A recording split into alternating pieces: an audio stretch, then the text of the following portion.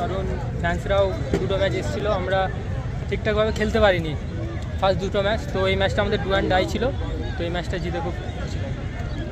আচ্ছা, এর আগে মোহামেডানের আরও একটা প্লেয়ার ছিল ডেভিড বলে, তার জায়গায় তোমাকে ভাবা হচ্ছে। এখন কি মোহামেডানের নতুন হিরো ইস্টারফিল্ড সবাই সমর্থকরা বলা শুরু করে দিয়েছে, সেই প্রত্যাশা অনুযায়ী কতটা তুমি এ রাখতে চলেছো?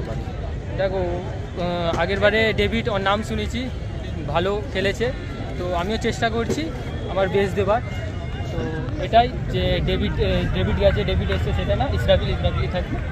তো এমন কিছু না, আমি আমার 100% দিচ্ছি, দেখা যাক। ইতিমধ্যে তো 3টে গোল হয়ে গেল, এবারে লক্ষ্য কী থাকবে লিগে? তোমার টার্গেট কী থাকবে? অবভিয়াসলি টপ স্কোরার থাকার টার্গেট থাকে সব প্লেয়ার, তো আমারও আছে। আই হোপ দেখি কী হয়। বাবা লাস্ট ইয়ার কোথায় ছিল? কেয়ারলেস। প্রথম দুটো ম্যাচে বেশ কিছু সুযোগ নষ্ট হয়েছিল তোমারও, তো সেইখান থেকে পরের 3 ম্যাচে 3 গোল।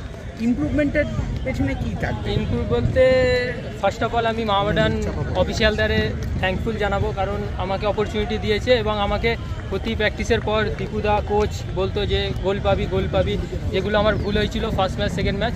তারপরে আমায় বলেছিল এই জায়গায় যেতে, তো গেছি, তাই গোল পেয়েছি। তোমার আইডল কেউ যাকে ফলো করো?